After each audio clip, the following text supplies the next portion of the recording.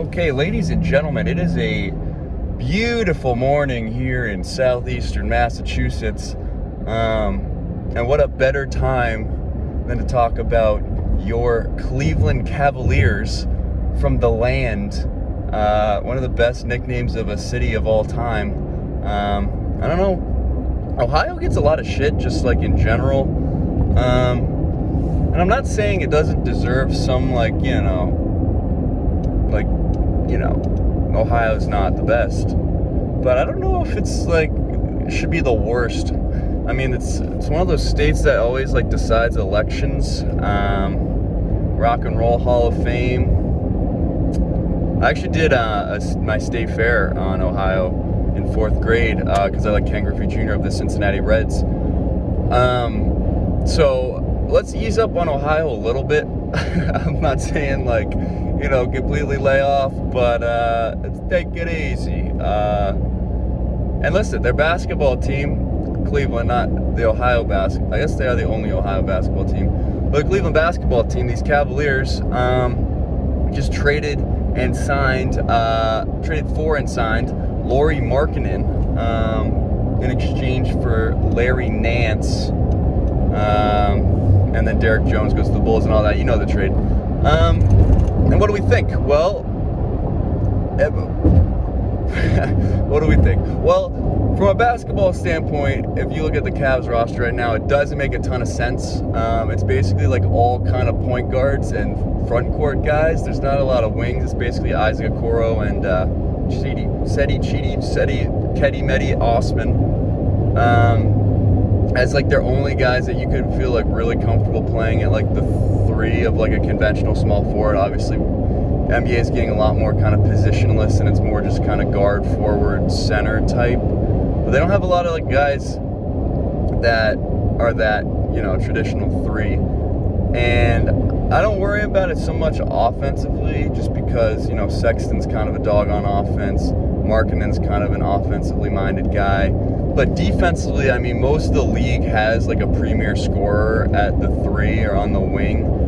And I know Isaac Okoro is supposed to be kind of an elite defender, so we'll give him that. It's a lot to ask from a 2-year, from a second-year guy. But yeah, someone's going to have to guard, the LeBrons and the Kawhis and the, Donovan Mitchells and the KDs of the world. And I'm not sure if this team's really equipped to do that right now. Obviously, Jared Allen's a great rim protector. Isaac Okoro is a defensive guy, but I don't see them getting a lot of stops, especially in crunch time when you really have a one-on-one thing going on. And I know Cleveland fans swear by Okoro and his defense. I actually got into a weird Twitter battle with Cleveland fans after Okoro had he played 40 minutes and was didn't score and barely got any rebounds or assists, and they were like, bro, but his plus minus was sick, and he's there for defense and it doesn't show up in the box scoring. It's dude, if you have a guy out there for 40 minutes, one of the 5 guys you have playing, and he doesn't score a single basket, that is a net negative generally, especially when it's the Cavs, where it's well, who else is going to take these shots, who else is scoring. I don't know. I think Isaac Okoro, if he develops more offensively, maybe a little more confidence on that side of the ball, then we could start talking about him being, a decent player. Obviously, he still has value. I'm just saying there's, a lot of room to grow, and expectations weren't that high for the Cavs going in, so you didn't have to be a plug-in kind of guy that can contribute immediately. And he got valuable minutes this past season, so we'll look to build on that. And like I said, the Cavs don't make sense right now. And I think that's fine. A lot of people are kind of panicking about Kevin Love, Lauri Markkanen, Jared Allen, Evan Mobley, there's not enough minutes. How are they going to distribute? And it's we're not trying to win right now. You know what I'm saying? We're building, and Lauri's there for 4 years. So no matter what happens with this Kevin Love situation, if they can find some team to trade, they're going to have to pair an asset with him to get him out of there. And they just said this morning that they're not going to buy him out, which I don't even think is their Like, you have to agree to a buyout, and why would Kevin Love do that? I mean, it's $30 million. He already has a ring. He doesn't have to, there's not really any pressure for him to join a contender right now. So yeah, give me my $30 million. I'll sit on the bench if I have to, if you don't want me to play. And that'd be fine either way. I mean, I could also see it being like, we'll start Kevin Love, wait till he gets hurt, probably 4 to 8 games into the season, and then you got your minutes. So I wouldn't worry about that too much. Even if he does stay healthy, maybe he can be a mentor to Laurie and Mobley, and even Jared Allen, and kind of learn from his experiences. I think he could be really useful in that regard if he embraces that role. I could see that. It's a lot of different ways that Kevin Love's situation can go. And I don't think, their timeline is, down the road. So they have some critical decisions to make next offseason with Colin Sexton if they're willing to pay him. I feel like if they were, they would have already done something. But they also should have traded him then. So it's kind of hard to see where they're at with him. Great scoring guard. Whether he can be on a winning team remains to be seen. Same is true with Darius Garland. He had some, pretty good games last year, but whether he can be consistent, whether he can be, a starting point guard on a winning team, we have no idea. There's a lot of unknowns with this Cavs roster, and I could see him going the East got a lot better. So, and the Cavs got better. Evan Mobley, I think, will definitely elevate them to some degree, and they're not worried too much about the wins, but I could see them, maybe sneaking into the play-in or being the worst team in the conference. I mean, it'll be them and the Magic, maybe Detroit, and who knows with injuries, and Toronto. I said will be good this year, but I could obviously see them it just not working, or they kind of sell at the deadline and get worse and try and get another top pick. And I think Cleveland needs probably at least one more top pick to feel like they have. I mean, they have a solid young core. It just I don't know how it all fits together quite yet. And I would love to have a lanky 3 and D guy as my small forward on this team.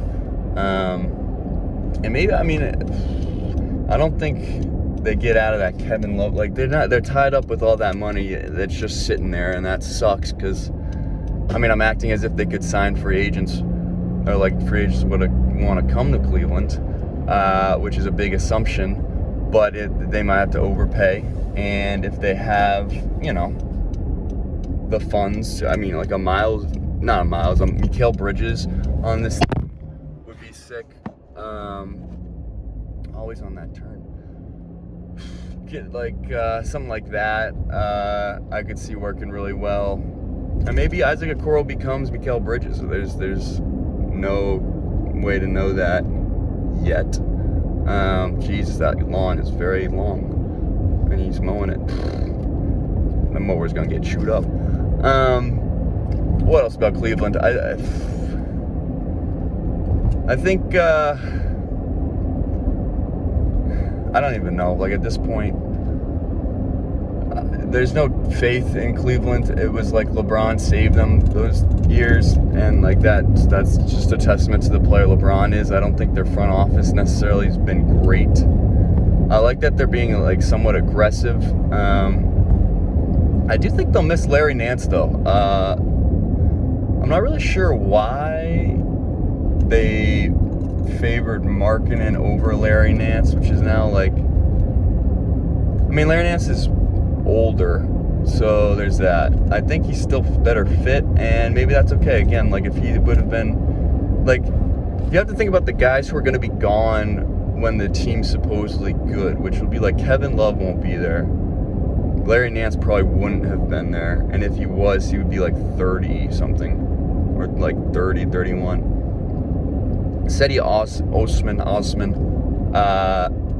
probably will not be there. And so, who will be? Mobley, Jared Allen, they just extended. I was thinking Sexton, Garland, who knows? And that's tough because those are your first round picks right there. And if they don't pan out, it's weird. They're solid, but it's both of them are probably in that tier of player that like mid-level that will ask for more money, and you just don't feel great about giving them a ton of money because they're probably not worth it. And maybe Markkanen's in there too. Like, he's gonna make like 20-21 million a year, and you look at that and you're like, God, really, Lauri Markkanen? Like, what are his numbers? Like, he's never won anything. Like, not the best rebounding power forward in the world. We're giving him 20 million. And you know, Sexton's probably going to be even more than that. Garland's probably going to be asking for 15 to 20. Oh, what happened there? And so you're looking at like the future of this team, and it's not great. I wouldn't trade like lives with their GM right now for money maybe, but in terms of like teams that have good futures, I'm not going to give that to them. So that's Cleveland for you. Take care of yourself. Take it easy. Have a good weekend. It's beautiful over here. I hope it's beautiful wherever you are. And hopefully it's beautiful in Cleveland for the future and for right now. I'll see you next time.